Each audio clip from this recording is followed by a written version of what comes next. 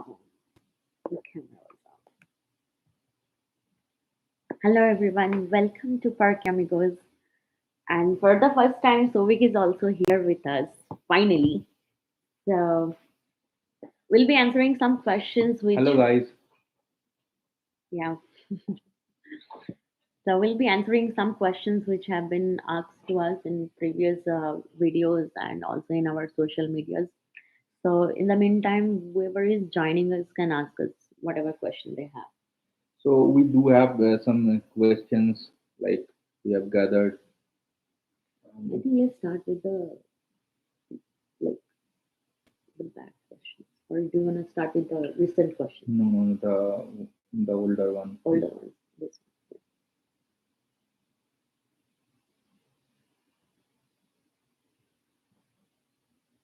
Okay, Pamela Chaudhary asked, the tuition fee is covered by the university, but do the students also get salary per month from the university? That depends. Tuition fee is covered by the university when you are a fully funded PhD student. The tuition is waived or covered from the department or the university itself. So, do the students get the salary? Yes. If you are getting funding from assistantship or or any kind of other kind of scholarships, then you will get a salary per month from the yeah. university. But it can be happen to MS students, and it can and it is so common for PhD students. Generally, PhD admits are fully funded in USA. So yes, you will get the salary.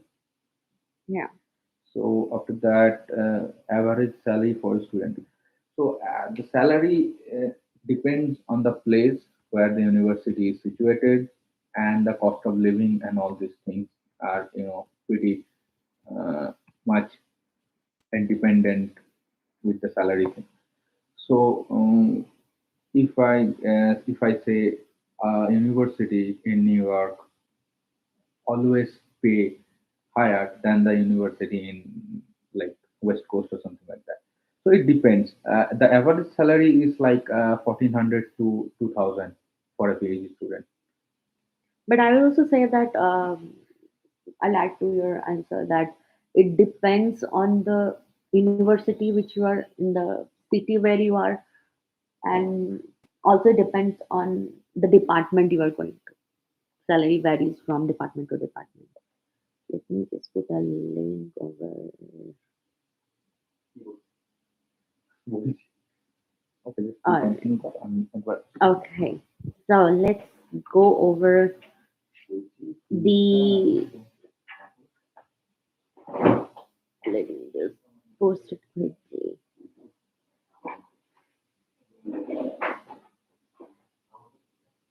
All right.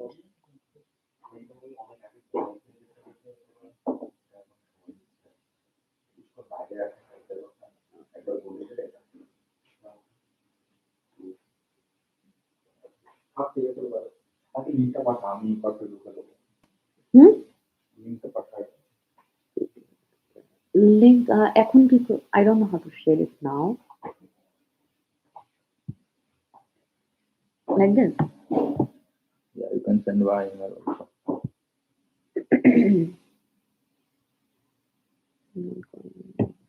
Okay.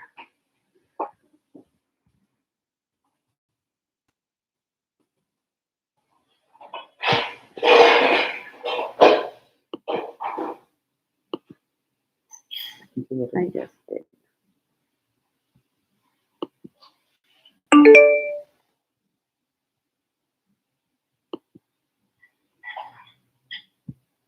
Did you get it? Got it, is it? Hmm.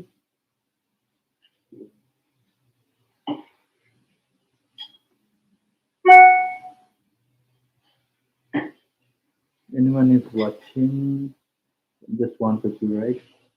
Mm-hmm. Hello, Ravneet Kaur. Hello. Can get the email. Can you get the email? Yes. No, no, no. Okay. Just give us one moment. Just give us a moment. Sorry for the inconvenience. Okay, I copied the link. Now I'm sending it from here. Let's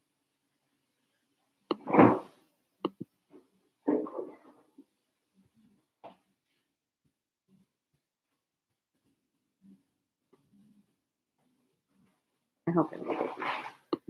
All right, so let's go to our next question. This one, okay. So Chirag Wish, he asks like, can we be involved in stock market in India while doing PhD in US? I have no idea about this. Yes, you can, but I don't think that if you are a avid stockbroker or something like that, like you, if you are doing stockbroking for full time, you cannot even get time to do that because PhD is here is very strenuous. So like from 8 o'clock or 9 o'clock to 5 or 6, you will be in the lab. Or So after that, longer, you yes, longer or even. longer. So Yeah, after no that, time limit. you will be getting tired. After that, you will cook for yourself, or just you just need some sleep or rest. I don't think that full-time broking, stockbroking is not possible for a PhD student. But if you can, But is it legally yes, possible? it's Legally legally possible? possible. It Okay. is there is no legal barrier for that because if you are having an F1 status, you also be paying taxes for India, right? So it is not like it will not be problematic. Okay, so follow me, Nath. She asked, what is the probability of a couple getting to the same university for PhD? Um, Initially, when we applied in 2019, so because our background was almost like pretty similar, it was like very specific. I could say the specialization was different, but it was almost very similar. And we were applying to the same university, to the same professors, and it was kind of a bummer. I could say that we didn't notice until one of the professor he pointed it out, saying that at least apply in different apply to different professor. If you're applying to the same department, do not apply, because what happens is when you are a couple and if you have like the same background, the thing comes like they will be comparing between those two applications. So whichever applicant has a good profile or a better profile gets more chance, or it is more eye catching than the other one. But if you guys have like two different backgrounds, then go for it. I don't think there is a problem because nobody's gonna know that you are a couple or something. So okay, runway. It's Ravneet. Ravneet, sorry. Ravneet Kaur is asking, hello ma'am, hello. Please explain me about the fall term admission as I did masters in physics and I want to proceed with PhD or MS program. Okay. So first of all, the fall term in some universities starts from August and some September. So basically it starts from August to September, and it is a 4 month term in US. And fall, if you want to do with PhD or MS, I would say fall term is better than the spring term because it has more chances of getting any assistance, and also there is more chances that there will be vacancies where professors are looking out to fill up in the fall term than the spring terms. And the assistantship is mostly given by the department if it is not an RA, which is a research assistant. But if you're getting a TA, which is a teaching assistant, or a GA, that is a graduate assistant, that will be given by the department That's right. or the graduate school. And they mostly fill out those vacancies in the fall term than the spring term. So I would say go for the fall term if you want assistant. Obviously, PhD, we need assistance there. So, Just I want to add a couple of things to that. Like if you are targeting for fall 2022, and you have to start your preparation from fall 21. yeah, yeah. Okay. So right now you will be start preparing for your fall 2022. So it's actually very big process and very strenuous. You have to give Yeah. GRE, TOEFL, and other all other. If your university is looking for GRE subject test, then you have to prepare for the GRE subject test as well. After that, networking with the professors and all other kind of stuff, application, curating your statement of purpose, We have academics. a complete video about that, like what are the steps you need to So do? it's a very big process. Yeah, So you need to start thinking like a year ahead. 1 year or 2 years ahead, Yeah, yeah. because applying to Ivy Leagues or applying to other big universities, you require a lot of time, a lots of efforts. And a lot of additional documents that they need, like a letter of intent, the Exactly. research proposal. So it Yes. depends on which universities you are So applying to. how to approach professors? Hi, Rajat Bro. Hi. So first of all, the networking is pretty important for PhD part. Oh, you're answering to So his question, right? yes, How to approach yes. professors while applying to So PhD. just Okay. you need to research on the professor's work first. Firstly, you have to go to his lab page or his web page. You have to go through his latest publication, like 2 or 3 latest publications. Okay, then it will be getting a sense that what they are working on, or what a subject they are like what is their specific domain. Okay, so after that, you have to curate an email like uh, your background, then the professor's work, and lastly, how you how you connect your work to that professor's work. It is very much different, because they will look at your email and they will just after reading 1 or 2 paragraphs, they will get to know you better, right? Anything else. So just connect your work with the professor's work very maturely. Do not do it like very artificially. So it is pretty important. So the email must contain like 2 to 3 paragraphs, not more than 3 paragraphs, because it will be long. After that, you should attach your JRE or TOEFL if you have. Along with that, the CV is very important. So that's pretty much And you there have to should be an academic CV. exactly Remember, there are different kinds of CV. universal. Try to attach a academic CV. That's important. Yes, is Sasa. Sasha Sorry, sorry. asks, does mailing professor helps in admission? Definitely. Because for PhD, for masters, mostly university will give you admission if they have vacancies, and if you are a perfect fit for that university according to your scores and everything, your application package is good, they will give you admission anyhow. But for PhD, the professor is the one who is going to take you in his lab. So university will accept your application or will proceed with your application after you have a mentor ready in your application package. So basically you, and if you like, some universities they don't need to be like the professors to be mailed prior to applying them. You can just go and apply if they have any professor who is vacant or who has any empty spot in his lab, and you are a perfect fit, he will silent for me. Yes. And he or she will take you in his lab. But in but most of the universities in USA, they prefer the professor have a prior communication with you. The professor knows you better, that you are a good fit in that particular lab. So I would say go and mail the professor about your background and how you connect to his research, and how you are a, so basically you have to convince or be impressive in looking like why you are going to be a perfect fit in their lab. That is that is the, I think, the most Important thing. important thing. Yeah. So yes, this is actually basically kind of selling yourself, Yeah. that you have this Selling talent, this your skills, this talents. this expertise, and you have to sell yourself Yeah. pretty well, Yeah. so that the professor can convince that no, this fellow or this guy will be a really perfect fit for my lab. Yeah. So this is sounds like a pretty tough job, but it's not. If you are doing this thing like for 5 or 6 months, so you will get to know about it, because it's not that tough job. You have to work a lot. Like you have to research a lot about the professor's research. Work. Professor, you have to read a lot about the journal and all these things.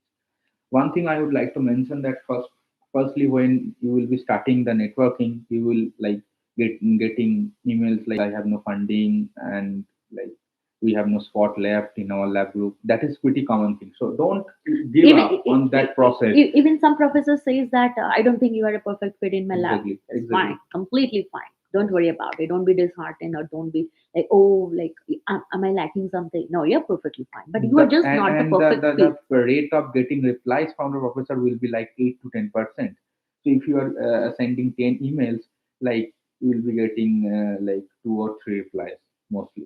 So they are very busy, and they mostly the professors doesn't like that kind of email, or those kind of emails. Like they have pretty much this thing in USA that you have to create a beautiful email first. It is very important.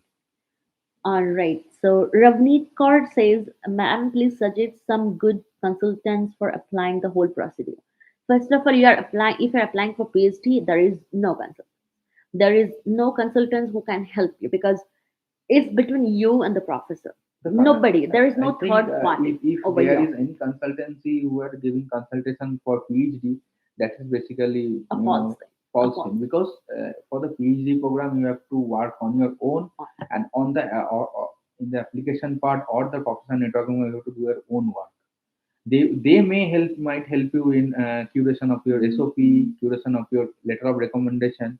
They might help, consultancy might help in those processes, but apart from that, you have to do your own work. Okay, so if you are going for MS, that this thing is pretty different. There is like three or four consultancy in India that is pretty big for, like, they are giving consultation to MS students who are going I would abroad. say there is IDP No, who no, no, don't promote these things. Just don't promote any no, consultancy. I'm saying if a No, master's. no, no, no. Okay. All It's right. not. But I would say if you're going for PhD, do not fall into a trap of any consultancy because Yes, nothing is going to help you. It is between you and the professor. You have to be like you have to be on your own. What you are writing, what and you have to be very authentic. If you are like going to any consultancy and crafting the way you write the things, no, they will know that it has been crafted by someone who because they will have personal interviews with you. They will know they can judge from your from talking with you that what kind of writing you do. So I would say work on your own. And once you come here or once you get your PhD, you have to write a lot. yes, So I would say practice doing that rather than going to any consultancy because even if masters or PhD, you have to write a lot, like tremendously. It's yes. completely different from Sasa India. asked, my master's in physics, but my research interest in material science. So, which department to apply physics or material science? I'm very good. Okay. Actually, this is a pretty interesting question, and also I have faced this kind of issue in my field because my undergraduate was in animal science, but I shifted from animal science to plant science. And later I found out that I was very confused that whether I should apply for plant science or I should apply for molecular biology program. So this thing is pretty much depends on which university you are applying. Like I have seen that in many departments, like their work nature is very diverse. Like if I say, like, in if you are looking for a departmental website, like say biological science, they have professors, they are working on nanotech, but they are in the department of biological science. So you have to research with that professor, you have to search for that professor, you have to search on their domain, like you have to, and I would like to uh, tell Sasa that you have to search for material science department and the physics department as well, and you have to shortlist some of the professors from both the departments. Then start your networking. And also one more thing is, if you're looking for, because you have done your masters, right, and you are looking for for sorry for PhD, I would say look for some project which interests you, because you are going to be stuck with this project for 5 to 6 years. So there should be some project which interests you. Do not think about which department I should go apply. Like look for project option in both the department, then find something there might be something which kind of interconnects with physics and material science both. That might also happen. Or there might be some particular topic which interests you. Oh, this looks interesting to me. So apply to that thing, because you are going to spend almost 5 to 6 years or sometimes 7 years.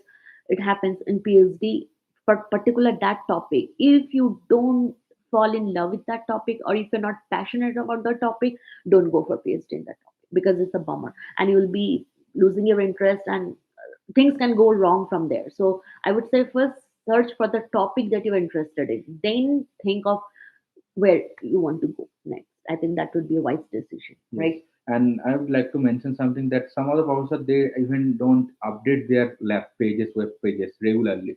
So you can ask them about their latest work. You can ask their latest paper they have published, and they will be happy to share with you. And that is very common in USA.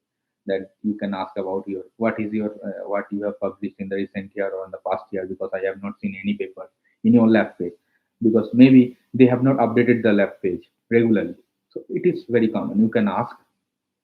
So just be calm, okay, be composed, and start networking for fall 2022, because it is pretty hard job to get a fully funded admit, and it is very very much competitive, okay.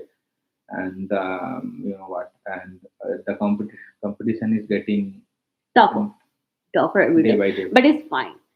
If you really want to do something, I would say stick with it. Just don't leave it on the way. Like Exactly. in between, don't leave it. It might take 1 year, it might take 2 years, 3 years. It's fine. If you want to like do something, then stick with it. I would say don't give up. That's the main thing, because this process, first of all, it is tedious. Second of all, you are on your own. Third of all, you have to do a lot of work. And fourth of all, you have to work on yourself to like improvise yourself. So there is a lot of thing to do, but don't get disheartened, because this is just the beginning. You have to do a lot of work in PhD. So that's fine. If you really want to do it, then go for it. That's the thing. All right, let's go to next question. Nivedita Ghosh Sam, says, yes, hello, hope Sam, you guys are yeah, doing hi, well. hi, Hi, Nivedita. Nivi. All right, Amrita Bakshi. She says, Yes, all yes, the suggestions are on fine. yes, Great job. yes, Thank Nivedita. you. Thank you. Thank you so Thank you much. so much. Sayantan Bhattacharya Souvik said TTU coverage to the well. TTU, you are Sayantan, I can't Kantan Bhattacharya. recognize you. Tweety, Sayantan. Acha. Okay, Until I'll talk Souvik to you later. discovers who is Sayantan, and he's asking some update on the Texas Tech where Souvik has joined recently.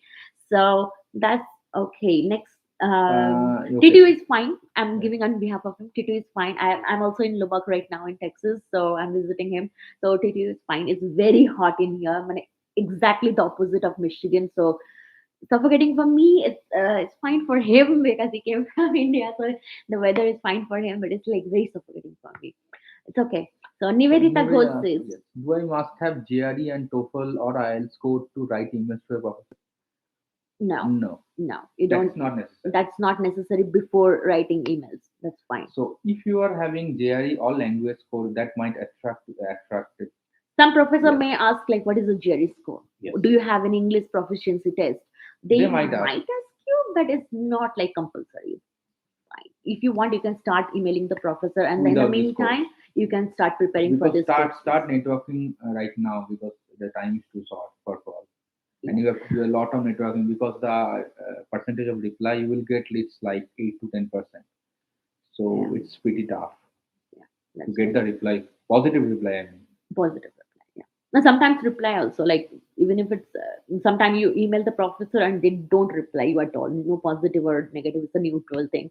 It happens because professors over here, most of the time, the emails that you send them, it goes to their junk folders. So yes, and most of the time they don't because even see to Gmail your or email. Yahoo Mail or this kind of emails, actually they have their their education email ID actually redirects this kind of email to their junk folder. Yeah. So if you are having any academic email ID, please use them to Yeah. yes, start the net and to start, do the networking. But it's fine if you have Gmail or Yahoo, whatever you can do. It's fine. All right, next question. Chirag Biz says, "Sir, if I get a PhD in US, Don't call me sir. Okay, just Shobik is fine. Don't call me sir. uh, if I get a PhD in US, which is fully funded and with stipend, so can I keep on doing my stock market investments in India?" You can. Chirag, we just answered your question in the beginning of your live session You because I can. was There is no going legal through the barrier questions. if you're having an F1 visa or if you're in F1 status. There is no legal barrier. How to choose state is Kalai acha, Kalsi. acha, Kalai Kalsi asked how to choose state for PhD. You should consider living cost or not. Um, uh, if you are choosing state, that will be pretty tough. Like you have to first select the university, then go for the state. But if you are looking for the state first, it will be very difficult because many of the universities may have this your subject. They may not taught your subject or this kind of thing, because if you are researching on nanotech, suppose you are looking for Kentucky, let's say. So if you are looking for University of Kentucky, they don't have any nanotech department. So don't go for the state first. Go for the university, then research for the living cost of living there. And if we're coming for PhD, then there is no point of considering living cost, because every university will pay you according to the living cost of that particular city, not state. Don't go for state, because let me talk about Michigan. In Michigan, we have hyper cities like Detroit. Then we have cities like Ann Arbor. Then we have cities like Lansing. Then we have Kalamazoo. So there are different cities, and each university is going to pay you according to the living cost of that particular city, not the state, first of all. And second of all, whichever university you are getting into a PhD degree, with a PhD degree, they will pay you accordingly. So you don't have to worry about the living cost. And the living cost will be included in the stipend. They have done the calculations, and then they are paying They salary. actually pay So you according the living cost. Okay. that particular place. Yes. So you don't have to worry consider. about the living cost. Just Just consider on money getting a fully funded admit, be it from MS or any be it university. PhD. Yeah, Okay. that's important. All right. Subham Sharma says, hi, thanks for all your You are videos. Thank welcome, you. Subham. Thank you so much. Right. Sasha says, sorry to bother so many questions. No, not at all. It's fine. We are making this session for you guys. So no problem. Last question. First of all, can we get application fee waiver by mailing admission officer? Okay. And how many universities should I apply? Okay. First question. Do you want to answer that? Can we get application fee waiver? Just open the account board. Yes. All right. Can we get application fee? You can. Sometimes they give application fee waivers when you ask them. Sometimes they will give you some code which you can apply as application fee waiver. But it is wise always to ask the graduate coordinator or your advisor about any code or any promo code they have been giving or something like that. You can always ask them about application fee waiver, because you know what, in COVID times we all are having some hard times in terms of economy, in terms of other things. So Yeah. it is always better to ask graduate coordinator, graduate program coordinator, or your advisor or your professor, that if they can give you the application fee waiver, because application fee waiver is not a big deal for this kind of this university, so it is common. Another tip.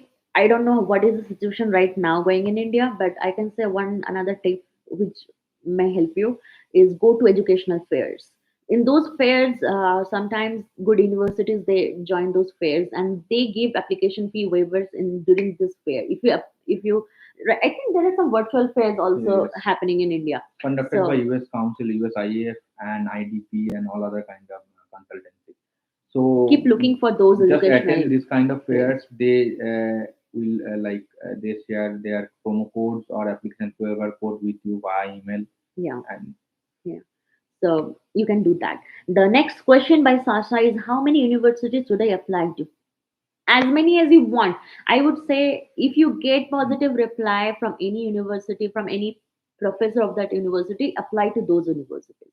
So it depends on what kind of replies you are getting. that's right. Or if you see a university doesn't need a professor to be emailed, but directly apply to them. If you want to take the chance, you can take that chance. But research about that university, like But what is networking is very intake. important.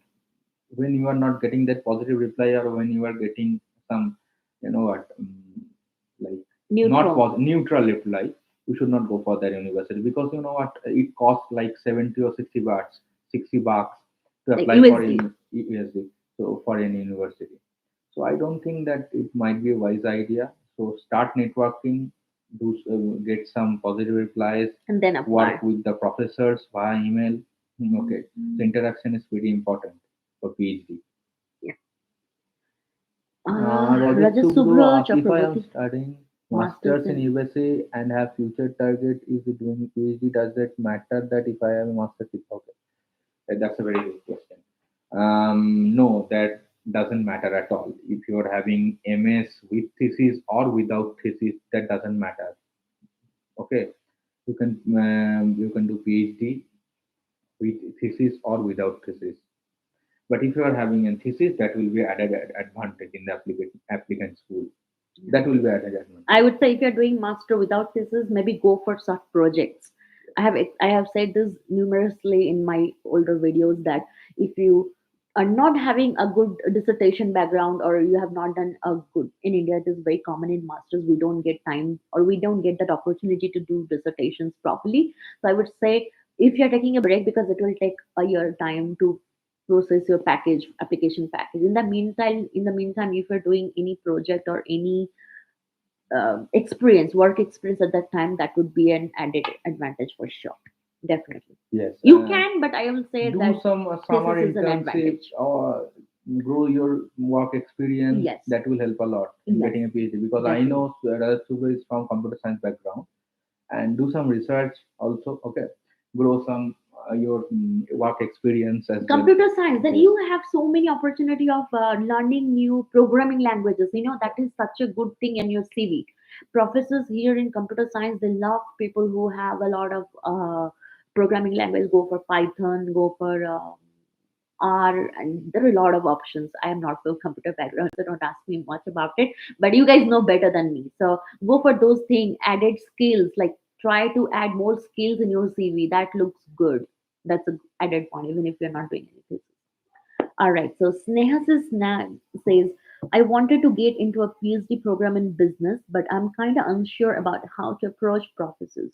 Please shed some light. Love your channel, by the way. Thank you so much. Thank you so much. Uh, Sneha says, all right. Hmm, programming PhD. Okay. Business. Okay. I think it's the same way. So it doesn't depend on what department you want to go, whether it is physics, whether it is biology, or it is business. The same way, write a good cover letter. Write a letter about like Your first background. your background, like Okay. why you. So when he's reading the cover letter, first thing he should notice is why is this student going to be good fit in my research. Do not start praising him like you have a great research thing. I have read your journals. No, he knows about himself. You are not going to repeat what he knows already. Start writing about yourself. What are your plus points? Like what are your major attractions? Like like your GPA, your experience, Yes. if you have any Very publications, briefly. Very briefly. very briefly. Do not add everything on a cover letter because you also have noted everything down in your CV. So first of all, write very briefly about yourself. Then second paragraph should be about like why you like his lab and why you are a good match to that particular And person's you have to lab. connect the dots with Yeah, your work, and your his research work. interest, and with his research work. And that is very important. That, as I have said earlier, the connection is very important. If you are fail to show this connection, they might ask you that why you think that you might be a good fit for our lab. Yeah, They may ask this kind of yeah, questions. yeah, yeah. So I would say same way like you would write a letter for any department. The business one will also go for the same way. Just write a good letter and cover letter and start networking. And yeah, that's all. Like there is no correct or wrong way to approach the professor. There is just a basic format that you have to follow, and so that the letter looks good to him. And in US, most of the time they would just look at your letter for a few seconds and whether it is interesting for them to read further or they will discard. It's few They are very seconds. experienced. Very experienced. Very experienced. I know from my one They will experience. know the whole story about you after reading the first paragraph of the letter. Yeah. They are that kind of I would share experience. a small story over here, like few seconds. I won't take much time in our life. So once I was like having a conference talk with a, I think it was a lunch. It was a lunch with a professor from Pfizer, and he said we get like thousands of application every time we have any openings, and those thousands of application are sorted in few hours. How they do? He said like we look at the application for 30 seconds, and in the first 30 seconds, if it is appealing, then we'll read the whole package, otherwise we'll just discard it. How scary is that? Just 30 seconds for your first. So The thing is, what I'm saying, try to make it very catchy and very impressive in the first paragraph itself, so that they will continue reading further. All Yes. right. So I So hope, Sneha, says we have answered your question. yes. Anyhow, anyone have still further need further clarification, please post your question. We're happy to answer Yes. that. So Kalai again asked, what is the minimum GPA for applying PhD? Okay, so actually there is no cutoff for GPA like for PhD at least, but I can tell you that the comparative GPA for PhD applicants would be 3.5 out of 4.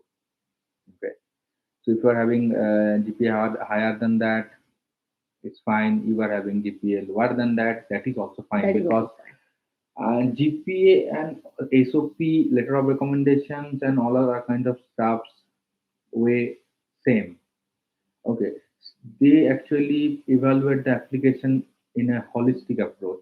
Okay, certain universities doesn't have this kind of approach at all, but this varies according university to university. So if you are having higher GPA, it will be added advantage. For sure. Yeah. But even if you're having low GPA, it's fine. Sometimes if you have like, see, for one instance, let's say if you have low GPA, but you have maybe good thesis experience, you have research experience, you have publications, or you have any added advantage that kind of That might, compensate, yes, compensate your that GPA. that might It's fine. overweight the your GPA like that. Yeah, as Sovik said, they judge your application package in a holistic approach. So that is not dependent on any particular thing. It is like the mixture of everything. So just go for it. There will be some university which will be interested in you. Don't worry, don't lose hope. But before applying, just check with this university GPA requirement because certain universities have Yeah, minimum GPA requirements, and you cannot even apply for that university, yeah. even if you are having low GPA, then they are cut off. All right. So till we get any questions over here, we'll coming back to our previous questions. So, okay, all right. So, Deepang Kumar Singh asks, what is the average stipend PhD student in structural engineering? That depends. That, as I said earlier, so that depends on from city to city, from university to university. That depend. That is, there is no kind of fixed stipend for any particular department you want. All right, all right. Let's see. Um, Okay, this part is over. Will it be possible? Will it, Ishika Ghosh, she asks, will it be possible to survive with the stipend amount? Of Yes, course. Of you course. can Yeah. Yeah. because the amount they are giving as a stipend, they actually cover the living cost there. Yeah. So it might not be that high, but you can manage with that amount. Yeah. What he means from that is we cannot guarantee if you can save much from that amount. Also, people can save. But Like it it is, depends. It but depends on it you is also. manageable Yeah, it's manageable. because from a student's perspective, it is like it is a like underpaid situation, but Yeah, you can manage you can well. manage that. You can manage that. So. All right. So, okay, we'll answer question over here first. Thank you, Sneha sis. Thank you, Kalai. Thank you so much. Sneha sis asked one more question. My undergraduate GPA is low, but my master GPA is good. That's a good thing. Okay. I have two publications as of now. Definitely a good thing. Okay. Definitely not cutthroat research obviously is fine. Do I stand a chance in landing in a place? You have a lot of chance. Don't worry about it. But as we already Having said, publications, having journal papers, having conference papers is a very good thing in your application because it will be added advantage for you because it is pretty much important to have research experience or journal papers published. So it is not mandatory, but it is important. That will give you edge over other applicants. yeah, definitely. So don't worry about it. Your master GPA is good. That is a good thing. Undergraduate GPA is low. That is fine. That is, as I said, something will compensate for the others. So you have publication that is good. Doesn't need to be a cutthroat research because it's very difficult in India to get publications in masters. And if you're having that, that is a very added advantage. And good universities always look for people who have good publications. So if you have publications, they will be attracted for sure. Start networking. That's the thing for you. Start networking. All right. Next, let's go for. Do you want to answer this one? Praveer Maji. I don't think that question is, what. A single separate room is allotted for PhD student on campus. You are not allotted room anywhere. You have to choose your own room. So it depends on you and your budget and everything. How if you can manage with the pricing and everything. You no PhD or MS or master student is allotted room anywhere. You have to choose your room. They don't allot you. And for graduate students like MS or PhD, they don't live in the on-campus because on-campus is pretty expensive. Yeah. On-campus apartments International students for for international international students. And they most of the on-campus apartments are, what, that much expensive that can be afforded by the domestic students. Yeah, it's pretty expensive. Pretty expensive, Yeah. yes. All right. So Subham Shubham, Bosch. hi Shubham. Okay. The stipend quoted is for the first 12 months generally, yes. Is there any chance of decreasing of the fund in the way forward? No. No, one more thing. No, Yes. it's not for 12 months. It's not for 12 months. It's the stipend that is quoted in your I-20. Ask your international. No, Hopkins 12 months. Hopkins is 12 Yes. months. No, I'm saying like it depends on university. First, I would suggest that email the international council, like who is the advisor in your university, because some university the stipend amount is written for 8 months, which is fall and spring. For summer, they don't give stipend if you don't have TA ship or RA ship in the summer. But some university they give it for 9 months. So because their summer is for 3 months So and if it is written 12 months in your I-20, then it will be of for one 12 year. months. Yeah, but And still I would say like ask your international so the counselor. second part of the question is there any chances of decreasing of the fund in the way forward? No, I don't think there so. will be no decreasing in the fund, but there will be increasing in your funds because after you clear your candidacy, you will be getting higher amount, Yeah. like extra 200 bucks or 300 bucks. It will be added to your salary. But remember, your I-20 is going to be generated every year. So Yes. make sure you're looking into the I-20 amount every year. Generally, the up to the candidacy point, the fund amount will be the same. But after your candidacy, like in end of the first year or end of the second year, you'll be getting much higher amount. Yeah, sometimes third year also. Yes. All right. Thank you, Sneha I sis. hope I have cleared your question, Shubham. All right. Let's see. Okay. Muhammad Bilal Sahid asks, what about the tax rates and how much of that I would get back after filing tax return? So I would answer that question.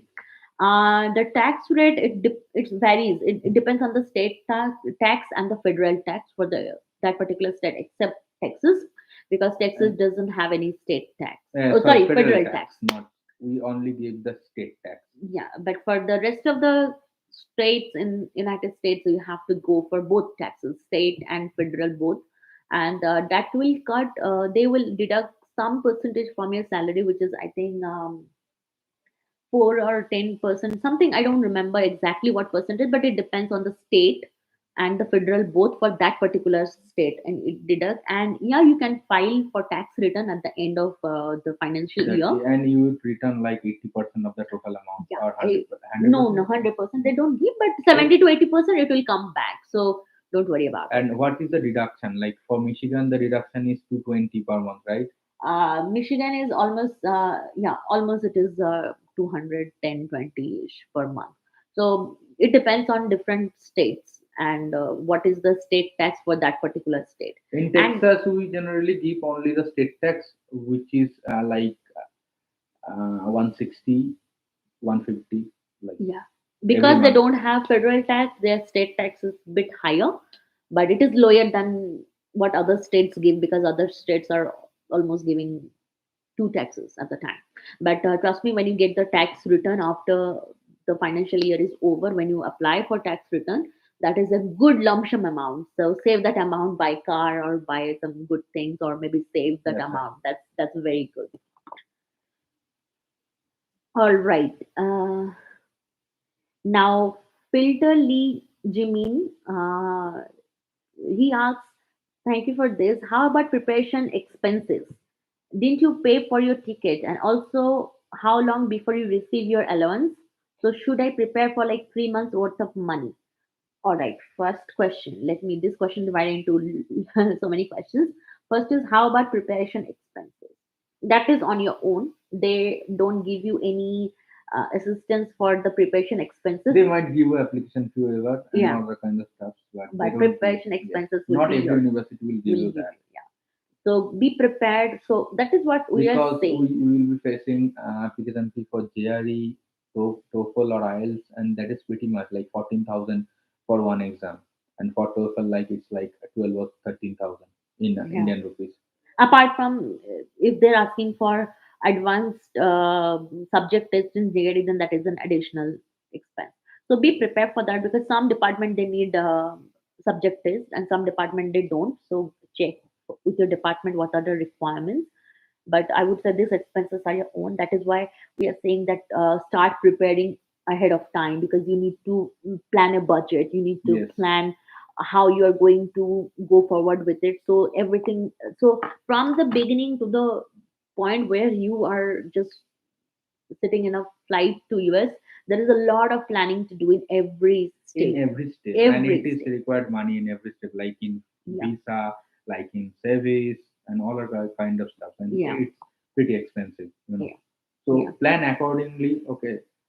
And so Uh, also, how long before you receive your allowance? It usually 1 month from your academic. In your I-20, there will be a date of when your academic thing is Class class is going to start.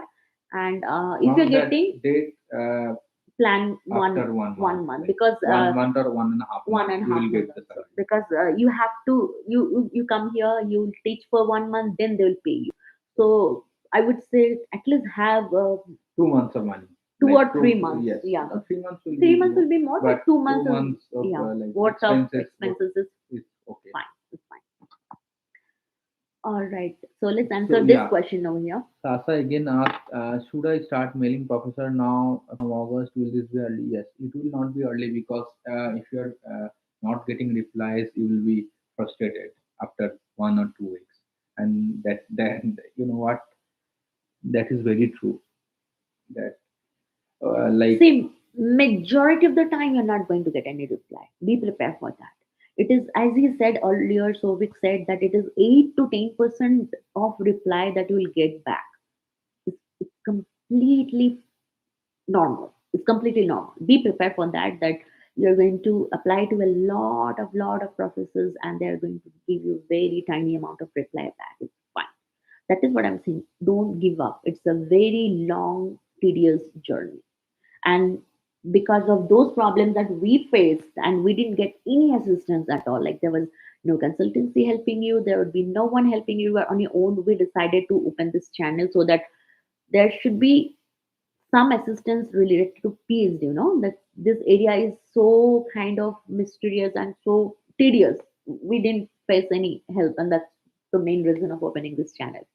But yep, I would say start emailing your advisors, professors now.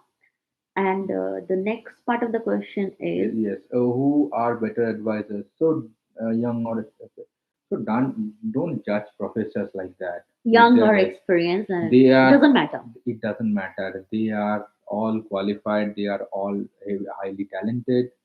So just network with them. You will get to know each other, and after that you can decide whether you will apply to that university under this professor or not.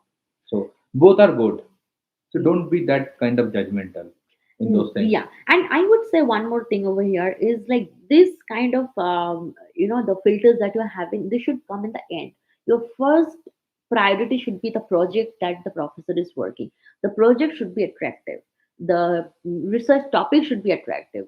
If it matches perfectly with what you have passion for, go and have communication with that professor. If you're then comes if you're getting a reply or not, positive reply, then comes positive reply. If you're getting a positive reply, then go and search in the university if everything that you have in the application package, which would be a perfect fit for that university, like the scores, the GPA, or whatever requirements they have. If everything clicks, then you can apply for that, and then you can try learning about that professor. And also another thing is, once you come over here, if you don't like the professor, if you have any issue with the professor working for you, it's always a chance to get a transfer or get shifted to different other professor or other universities. Is fine, but doesn't matter. Yeah, like age is not a factor in both sides. That's correct. Whether it is you or the professor, it doesn't matter. All right, let's see. The next question is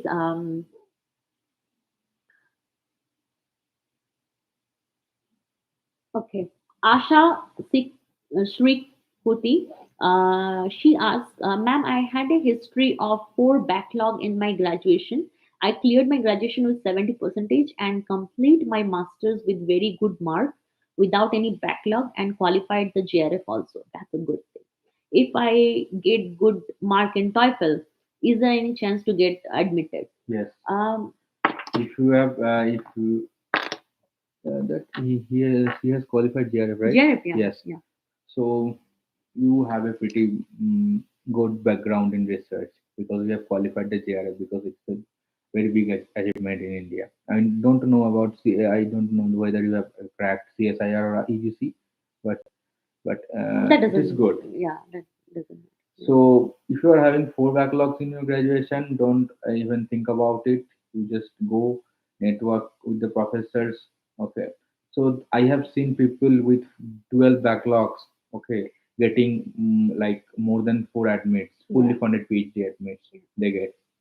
So don't even think about it. yeah. So Backlinks doesn't matter. backlog doesn't matter that way. So and you have improved yourself in masters. Yeah. So that will be great advantage. And qualified GRF is a Yes. very big plus point on your Absolutely. application. So that's really great. All right.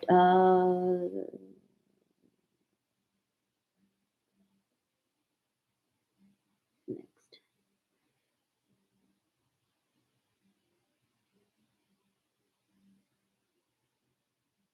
Okay. So Hajrat Bilal asks, "Ma'am, I have done MBA major in HRM. HRM is Human Resource Management, right? Yes. Okay, which is equivalence of MS.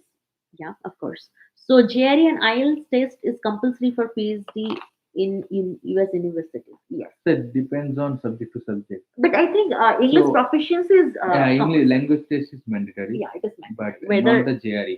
GRE Okay, is not mandatory, because in the but previous year most of the programs have waived off the GRE due to the COVID.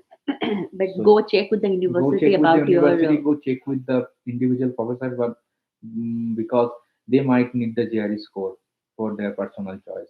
yeah. Some university they have waived GRE, but the individual professor might need a GRE. Depends on their subject and depends on the professor also. So that's why I'm saying the first point is start networking. Then you will get revealed with so many other requirements. But language proficiency test, whether it is an IELTS or TOEFL, they both, either of them is mandatory. It's mandatory for a language test because we are not native English speaker. Our first language is not English in India, so they definitely need it from anyone who is coming from non-native English countries. Yeah, Snehas is asked, once accepted in a program, do I get a choice between TA and RA or do they choose it for me? Most of the time, they will give you the TA thing, but if you will be hired by a individual professor, they will give you RA. But you cannot choose between these two because these have been offered by the department or by the professor, Yeah. not by your choice. Yeah, it is actually chosen by either the professor or the department, not by you. You don't have any say in that. So, But once you come here, yes. and if you write good grants, and if your research proposal is accepted in any good journal, where they can give you good grant money, you can always convert to RA if your professor allows it to do so. Generally, from the second year or third year, your professor or advisor will give you RA because, like, first they If will he has give, funding. yes, first they will give you TA for sure, but it's pretty common. But they might give you RA also. Yeah, So depends on you department. don't have to select, and you don't what, you don't have the what, right. Yeah, they don't give that option to the Yes. students. They don't give it to us. All right. So next question is by Yes. Suhan Day. Is Any there any age limit for PhD in US? There is no age limit. They don't. If you search, these are very common things in USA. It's I think it's a legal right that they will not ask you about your age, about your gender, about your marital status, and also I think there is something as well. Yeah, I think about your if you how many kids you have, those personal questions, it is against the law for them to ask you. So nobody is going to ask you about those things. If they're asking, then it is illegal, and you have the right to not answer those questions, and you can politely turn down those questions, so they won't ask you these questions. These are so illegal. there is no age limit actually Yeah. for MS and for PhD both. All right, so Shiva asked, do you think I should reach out to the professors without giving JRE or TOEFL or after giving them? I have 3 years of work experience in the We relevant have already asked way. this. We have answered this Yes. question already. So, yeah, Yes.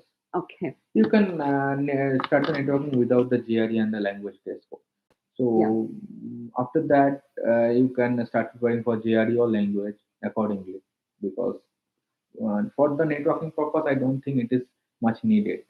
But your professor might ask about you, because if you sound interesting and towards him, they might ask you about what is your GRE score, what is your IELTS or TOEFL score. yeah. Then you will say that, I'm sir, preparing or yes, I'm about to give it in this day. yes, Then sometimes they will say, "Oh, okay, get back to us after you have your GRE score. yeah, given your exam and all those things." It's good to have a communication build up, Yes, before. the interaction is pretty important. Yeah, yeah, Just have a build the interaction. communication. Yes, Yeah, with your professor of interest. That is very important. Hi, Shushmita. Yeah, after a long time. All right, so I think if you guys have any questions, then you can ping it down now. Otherwise, I think we should end the yes, live. It was really great, great talking with every one of you, and you guys have asked so many wonderful questions. So we are really thankful and so happy that we are able to help. So we'll probably do another live session in a yes, Sushmita, we both are here in USA. So, yep. So probably we'll do it in a yes. few weeks or something so that we can answer the questions related to visa and all those things for people who are already started coming here. And also, you guys know our social media, so you can always ping questions over there, and whenever we get time, we'll answer your questions over there as well. So feel free to ask question, or you have our Gmail address also. You can write to us also emails. Yes, So you can reach out to us reach out to us. No by email. problem. No problem. So, yep. Thank you, Snehasis. We both are so happy and touched that we are able to at least like help you guys, because we faced the same problem in the beginning and we didn't want guys like you preparing for PhD to face the same thing. We are very Yes, happy. just stay safe, because Yeah. corona situation is worsening day by day in all over the world. Even in USA, Watch the the case is news always going high day regularly by day. So in and India, I think it is now, the case is pretty low, but just be careful. be Okay, careful. Yeah. get vaccinated. Get vaccinated. We Yes, both are fully vaccinated. yes. Get vaccinated, So be guys. safe. Okay. And keep watching the news and for regular updates over for the both the countries, India and USA both, and be updated with all the rules and Yes. regulations. And also the US immigration posts rules regularly. So be aware of those situations also. Thank you, Thank you so guys. much, guys. Thank you. We See had a you. really great time. Yes. Stay safe, take care, and bye Bye from us. bye. Bye. Stay See for you. here. See you in the Bye. next video.